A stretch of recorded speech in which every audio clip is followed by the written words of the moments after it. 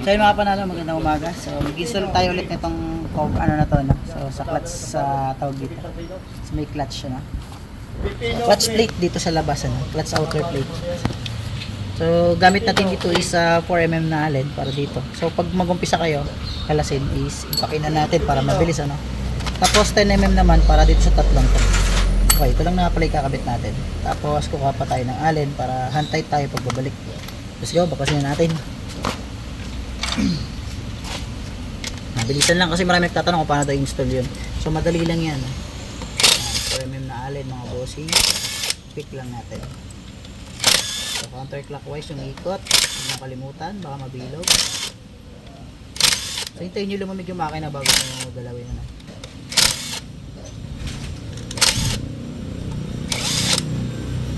Ayan na. So tanggal na lahat. So ingatan nyo pumatak tong salamin at baka magasgas. Ano. So tulad yan, may mga tools sa baba. Pag pumatak yan, gasgas yan. So paglapag naman ganun din. Hanap kayo ng magandang pwesto. So ito na, tatlo lang kakalasin natin dito sa loob. Ito lang. Kunti-kunti lang mga idol. Pakita natin siya pag umiikot.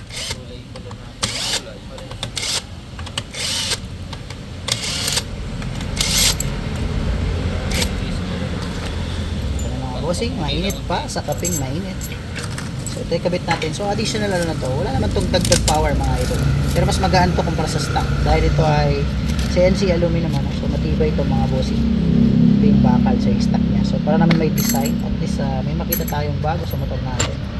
And then yun nga, parang yung BMW at Ducati pag nakapark, ano? So yung mga transparent nila. Kitang-kita niya.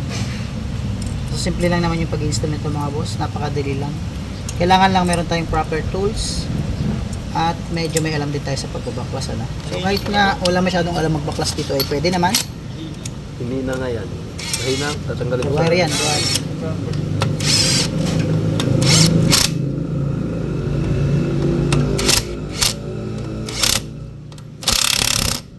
So, something bakit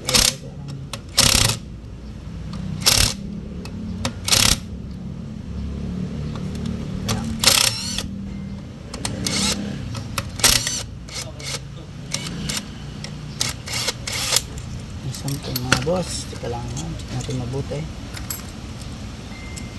Dapat parang hindi sila pantay-pantay. So nga, yun, medyo may napansin tayo, no, yung butas hindi maganda yung fittings. So may gagawin muna tayo dito mga idol, medyo lalakihan natin yung butas para mapang-abot. So pag ganon, check nyo mabuti yung mga item. Tapos obserbahan nyo habang kinakabit, dagdagan natin ang butas. Medyo napaliit yung butas. So yung akin plug and play. So pag tinuluyan natin, mapuputol ito, magbabasag. So yan, let's go. I-drill lang natin ng konti. Dito konti lang. Tara. Buburasan nyo lang ng konti pag may problema ang gano'n.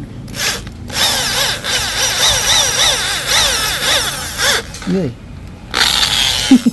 Sama basahan. So hindi natin depende siya sa pila ng basahan dahil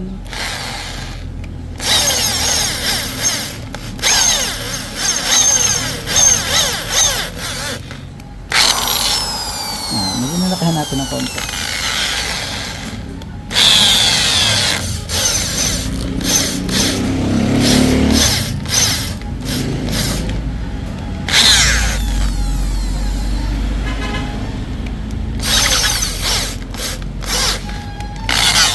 Mga idol, tapos na kaagad. Ganun lang.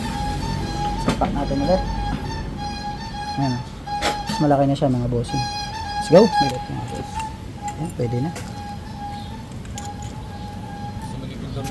Oo. Meron din sa Wasak yun. May sadyang ganyan. Napapasok ng konti yung butas. Kinulang ba?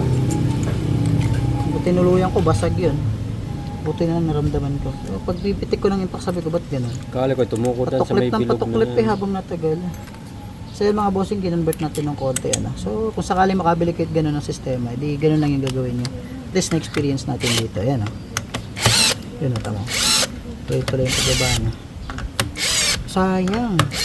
Tatagpakabit ka na rin pala ng clutch spring. Pitch bike. 3 piraso yun.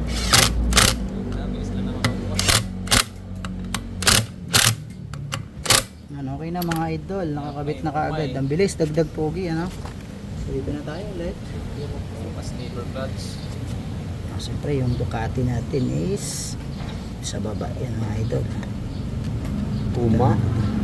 Hindi, mawala yan. Spring yun. Sa marami, no? Madamo.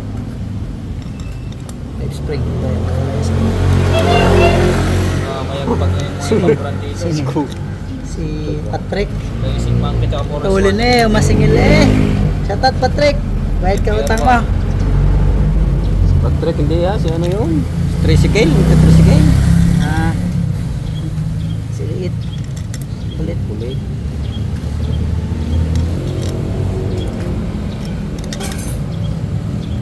Okay, try na natin. So, pasikip naman tayo mga idol. So, ipaking ko na rin.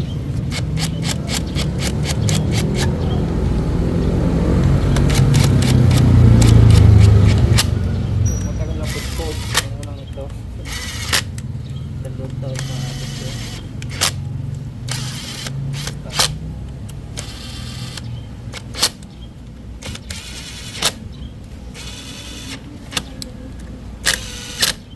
Tayo ng panghantay. Maxis, makunat-kunat yan. Tagal nito. Bago na ako sa Patay natin mga boss. Isa-isa. Ha? dalawang palito pa lang yun. Four. Saan lang yun? 5, 6, 7, 8, 9, 10. Okay, 10 tornilyo mga idol. Alright, buhay natin. Dagdag looks.